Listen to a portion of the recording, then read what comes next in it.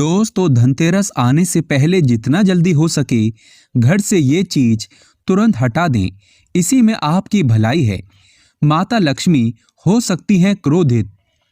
दोस्तों, धनतेरस का पर्व हमारे देश में बड़े ही धूमधाम के साथ मनाया जाता है। इस पर्व को खुशियों का आगाज कहा जाता है। धनतेरस पर साफ सफाई करने का बड़ा ही महत्व है। शास्त्रों के अनुसार धनतेरस के दिन ही पूरे घर की साफ सफाई अच्छे से की जाती है और शाम के वक्त खरीदारी की जाती है। जैसे कोई बर्तन आदि खरीदता है तो कोई गहने आदि।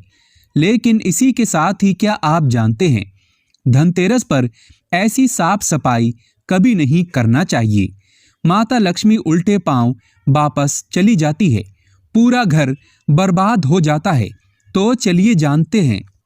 दोस्तों, नंबर 1, खास धनतेरस पर माता लक्ष्मी उसी के घर में आती है जहां पर कचरा कबाड़ खाना कभी ना पड़ा हो। तो ऐसे में खास तौर पर धनतेरस के दिन आप इन कबाड़ खानों को बाहर कर दें, क्योंकि माता लक्ष्मी को इन सभी वस्तुओं से नफरत है। जैसे टूटे फूटे बिजली के उपकरण, टूटी फूटी चप्पलें, खंडित मूर्तियां, टूटी हुई झाड़ू, मकान में दरारें आ जाना, पुराना कबाड़ खाना। अगर घर में हो तो माता लक्ष्मी क्रोधित हो जाती है और कभी नहीं आती ऐसे घर में। इसीलिए जितना जल्दी हो सके इन चीजों को बाहर करें। दोस्तों, नंबर 2, खास धनतेरस पर पूरे घर की अच्छे से साफ सफाई करने के बाद घर को गंगा जल से छिड़काव करना ना भूलें। ऐसा करने से पूरे घर की शुद्धिकरण हो जाती है।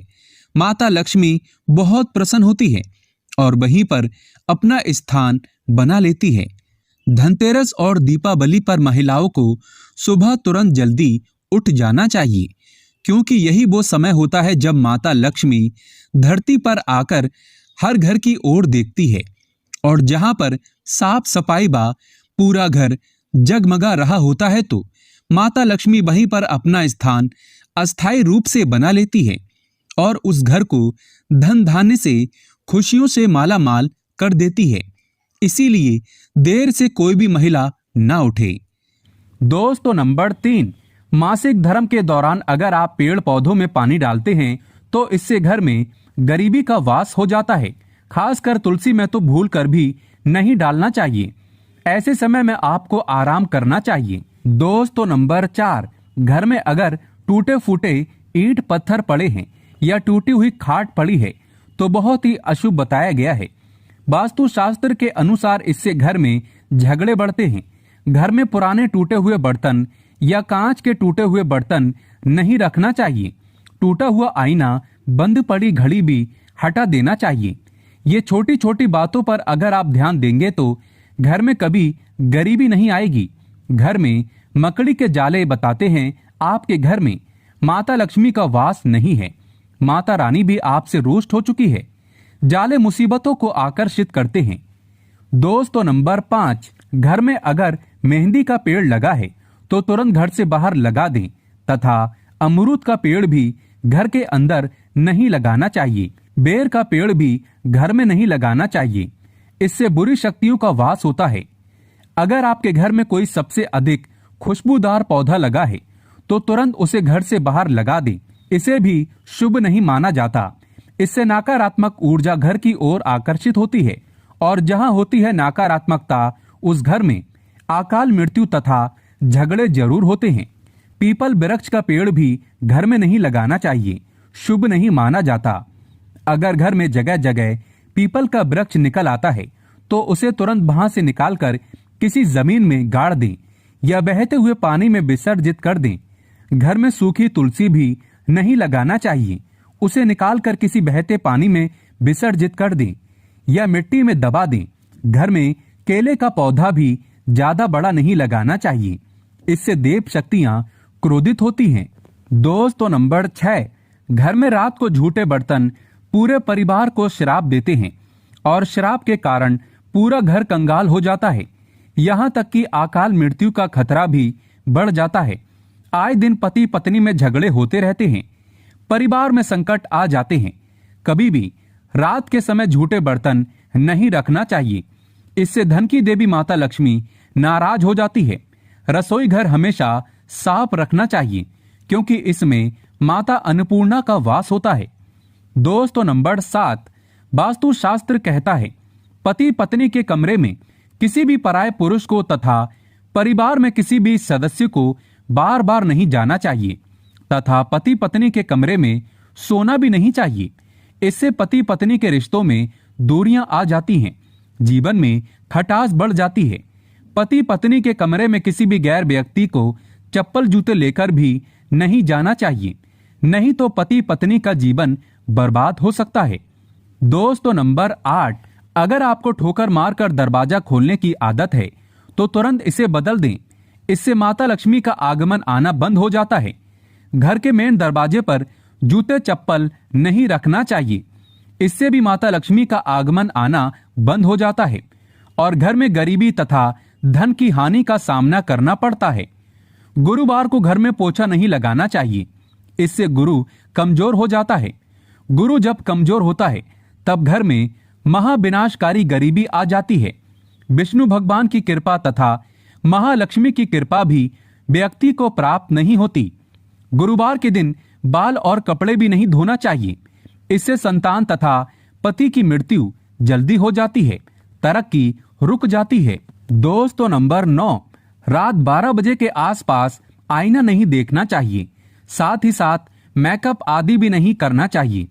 इससे आपको भूत प्रेत होने का एहसास हो सकता है क्योंकि इस समय बुरी शक्तियां आईने में तथा आपके अंदर सुगंध मिलने के कारण आकर्षित होती हैं।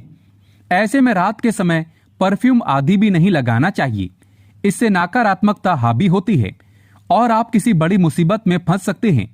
गुरुवार, शनिवार तथा मंगलवार को और रविवार के दिन संभोग नहीं करना चाहिए, इससे जीवन में खटास आती है। दोस्तों नंबर 10, रोटी बनाने के बाद जलते तवे पर पानी नहीं डालना चाहिए, इससे राहु दोष उत्पन्न होता है, घर में झगड़े बढ़ जाते हैं, धन की हानि होती है। साथ ही साथ चकला बेलन हमेशा साफ रखना चाहिए, गंदा चकला बेलन माता अन्नपूर्णा को क्रोधित करता है। रसोई घर में पड़े गंदे डब्बे आदि को धो लेना चाहिए, वास्तु शास्त्र में इसे शुभ नहीं माना जाता। कपड़े सुखाते समय ध्यान रखना चाहिए कि तुलसी के आसपास कपड़े कभी नहीं सुखाना चाहिए, इससे माता तुलसी क्रोधित हो सकती है और घर में भयंकर धन की हानि हो सकती है।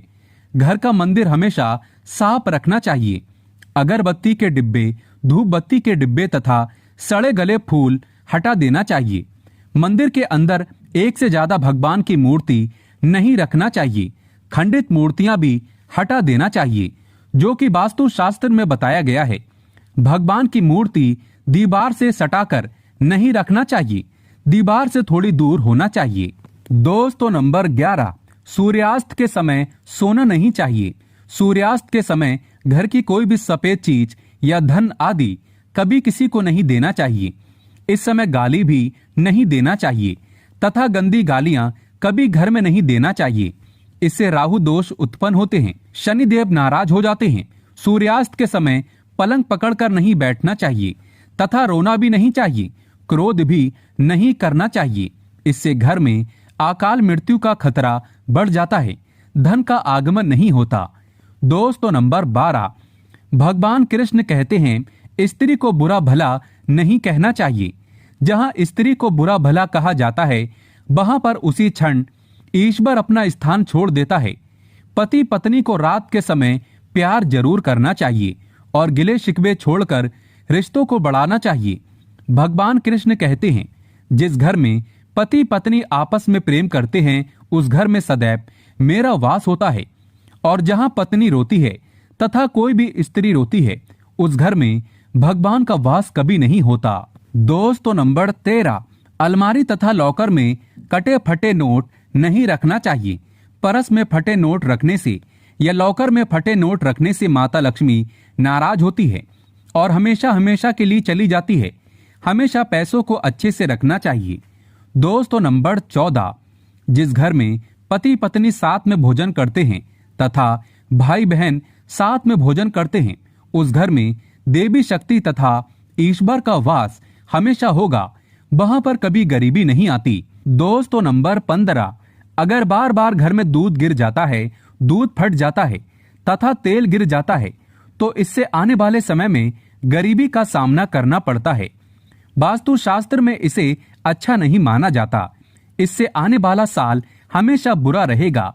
रात के समय घर में अगर बिल्ली बार बार आकर रोती है या कुत्ता रोता है तो इससे अकाल मृत्यु का खतरा बढ़ जाता है तथा घर के अंदर राहु केतु के होने का वास माना गया है। बिल्ली का रोना या झगड़ना घर में बुरे होने का संकेत माना गया है। घर में चमगादड़ का आना मनहूस माना गया है। इससे भी अकाल मृत्यु का खतरा बढ़ जाता है। घर में अशांति फैल जाती है।